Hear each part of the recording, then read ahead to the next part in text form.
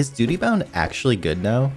In case you're new to Destiny 2, Duty Bound was a Nightfall specific loot drop that many of us grinded out dozens and dozens of Nightfalls to acquire.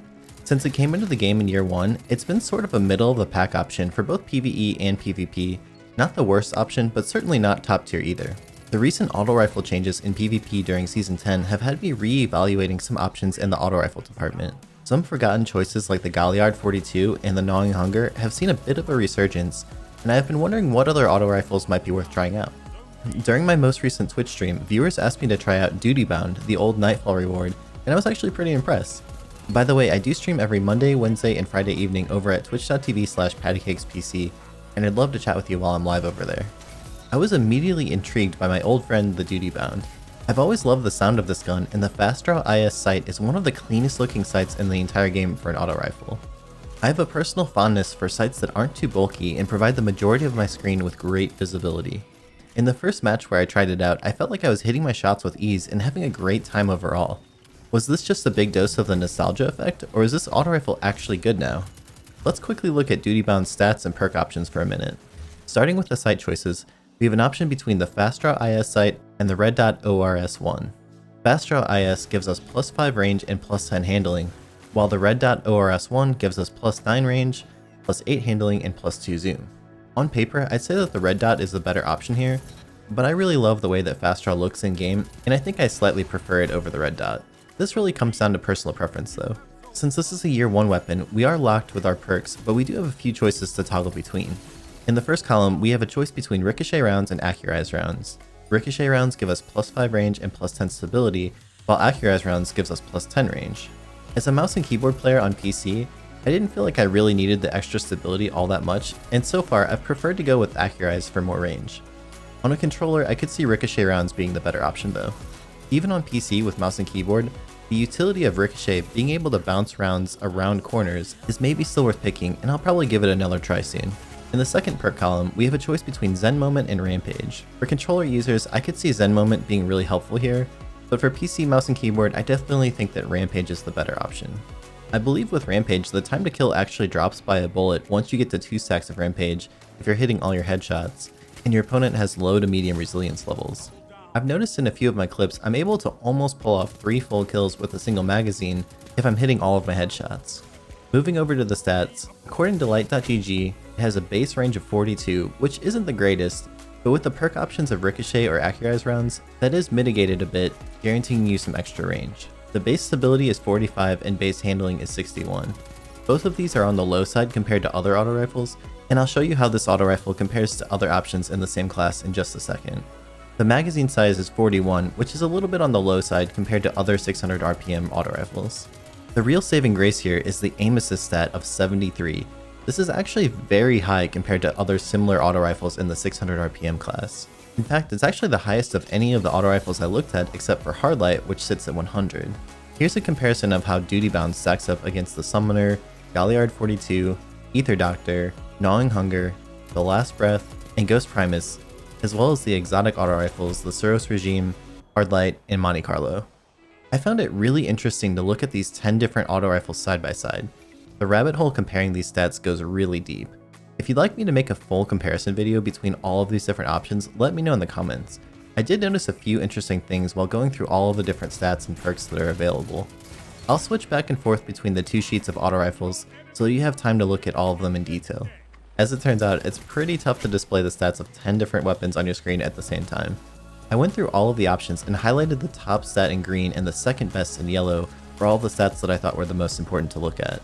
The comparison between all of these made it clear to see why Hardlight is so popular right now. Even outside of its bouncing bullet effect, it has the best stats in 4 categories out of all of the different auto rifles compared. And the one where it doesn't rank the highest, which is range, is of course helped out by its reduced damage fall off. It's pretty easy to see why this has been a top pick in Season 10 so far. Back to Duty Bound. It actually ranks pretty poorly compared to its peers in almost every category. Here's how it stacks up compared to the other 9 rifles that I looked at. By the way, I did notice an inconsistency between light.gg and dim for the magazine size on Suros, so please don't shoot me if one of the stats are a little bit off. I'm taking this data directly from the light.gg database, and I did try to spot check it to the best of my abilities. So Duty Bound is ranked 9th for range, 9th for stability, and 9th for handling. Its magazine size is tied for 8th with the Ether Doctor, where only the Suros Regime is a bit smaller.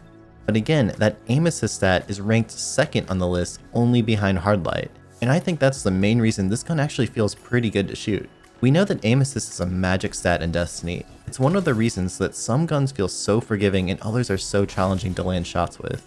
The main downfall of this weapon, of course, is that it's stuck with the limitations of being a year 1 weapon, which means that it can't get any of the Weapon 2.0 mods, and it's limited to the old masterworking system, which is a little bit clunky and only about half as powerful.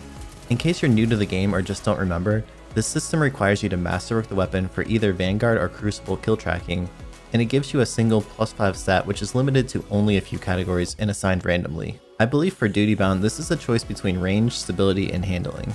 So if you don't get the masterwork you're looking for at first, you're going to have to keep dumping materials in until you randomly get the one that you're looking for. For hand cannons, not being able to apply an Icarus mod is a big deal breaker for me, but for auto rifles I tend to play more from the ground and I don't care quite as much about the lack of a mod slot. It sure would be nice to put a targeting mod or maybe a rampage spec on this gun, and maybe someday we'll see it return with random rolls and a mod slot to do so. The other limitation here is that we're essentially short 1 perk column since it's a year 1 weapon. Typically new weapons will have a choice of a sight or barrel option, a magazine option, and then 2 additional perks which are randomly given when the gun drops. Since duty bound is a locked roll, we also can't get perks like moving target, which is quickly becoming one of my favorite perks in the game. In addition to the movement bonus while strafing, Drewski recently uncovered that the +10 aim assist stat seems to be present at all times on the gun, even when you're stationary. This is a huge finding and it really puts guns like the Summoner, Galliard, and Ether Doctor that can roll with moving target as top options. I'll link to his video about moving target in the description.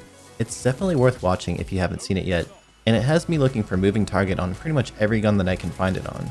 As far as acquiring duty bound, if you've ever earned it before from a Nightfall, you can simply print another one from your collections. If you don't already have it, you'll need to wait until the Savathun Song Nightfall comes around, and grind enough of them until you get the drop. Honestly, I'm not sure if it's worth that kind of effort unless you have a lot of free time on your hands, since there's a lot of other great auto rifle options out there. So what's my final conclusion? Is duty bound actually good now? I think it's a pretty solid option, almost entirely because of its high aim assist stat, and the guarantee that you do have a pretty decent roll right out of the gate since it's a locked tier 1 weapon. It's probably still a tier below some of the other top legendary auto rifle options like the Summoner and the Galliard, especially since it's lacking that extra perk column and a mod slot. But I think if you already have one, it's worth giving it a shot. I found it to be really fun to use lately, and if you can get 2 or 3 stacks of rampage rolling, it really starts to shred. So I really hope you guys enjoyed this video. Let me know below in the comments if you'd like to see me make that full comparison video between all of the different 600 RPM auto rifles. It would be a tough one to put together, but if enough of you are interested, I'll give it a shot. If you like this video, a thumbs up really helps my channel out. Also, let me know if you have any questions for me in the comments. Be sure to subscribe and turn on notifications so you don't miss my next video. As I mentioned earlier, I do stream on Twitch every Monday, Wednesday, Friday starting around 6 PM Eastern time, and I'd love to chat with you while I'm live. You can catch me over at twitch.tv/pattycakespc. And finally, be sure to join our community Discord if you're looking for a cool place to meet some friends to play Destiny with. We have over 1,000 members, including players on each platform, and it could be a really fun way for you to meet some other Guardians to play with. That's all for now. Catch you guys next time.